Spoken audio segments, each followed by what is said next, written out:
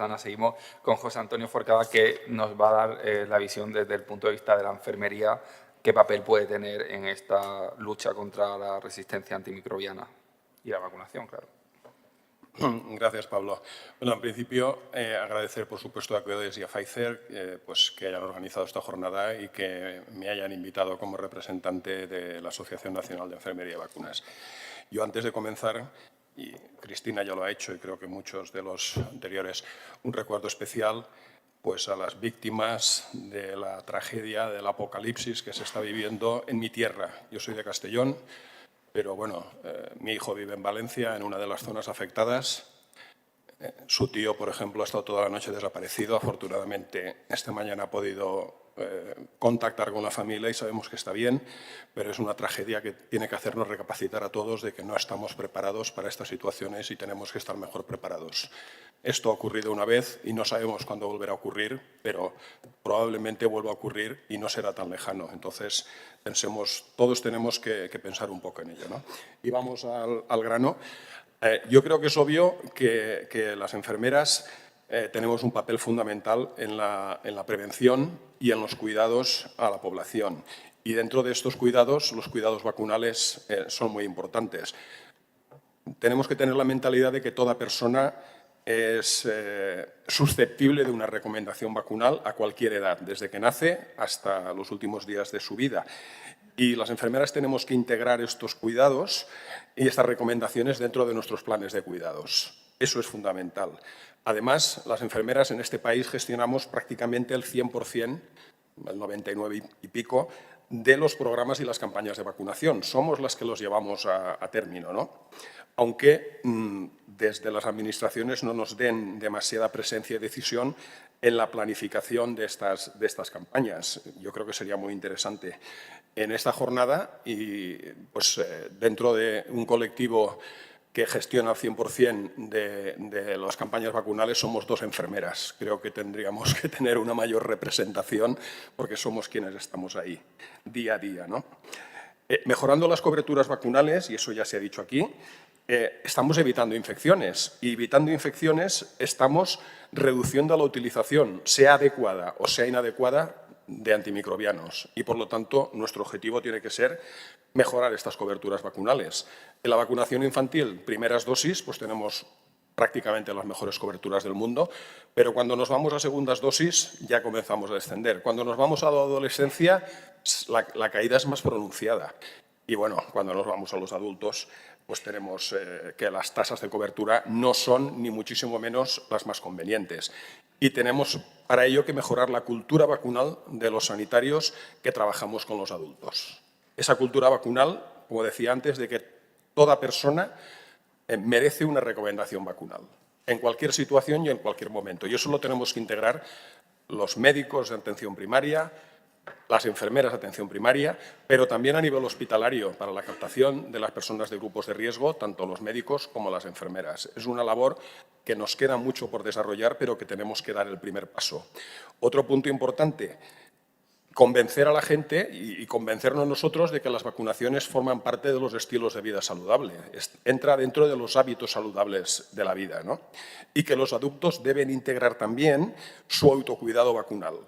Igual que integran su cuidado alimentario, el ejercicio físico, etcétera, etcétera, los hábitos tóxicos, también que las vacunas forman parte de este autocuidado que ellos deberían. Pero eso no lo van a poder hacer sin nuestra ayuda, sin nuestra colaboración, ¿no?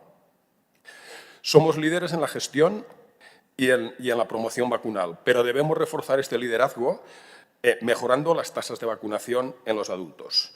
Esto, además, es un trabajo en equipo en el que tenemos que empujar todos y todas, desde las administraciones públicas, pasando por las sociedades científicas, pasando por los colegios profesionales, pasando por las asociaciones de pacientes, pasando por las asociaciones de personas mayores, a los cuales también tenemos que pedir colaboración y tenemos que educar en este concepto, y, por supuesto, individualmente cada uno de nosotros. En ocasiones, yo he hecho en falta un mayor compromiso político y administrativo en este impulso de vacunación, como si se tratase de que ya todo está hecho y, evidentemente, somos conscientes de que no está hecho y que hay mucho que mejorar. Y la lucha contra los bulos es otro aspecto en el cual debemos mejorar y mucho, porque no tenemos demasiado problema en este país, pero es un problema increscendo y que hay gente que le hace daño, ¿no? Por otro lado, también tenemos que pensar en que la vacunación tiene que ser una vacunación global. Tras la pandemia o durante la pandemia, muchos países cesaron en sus programas de vacunación pues porque no tenían recursos para implementarlos. Y no se han llegado a recuperar totalmente, ni muchísimo menos. Ese número de niños y niñas, principalmente, que fallecen cada año porque no tienen acceso a las vacunas, sigue creciendo.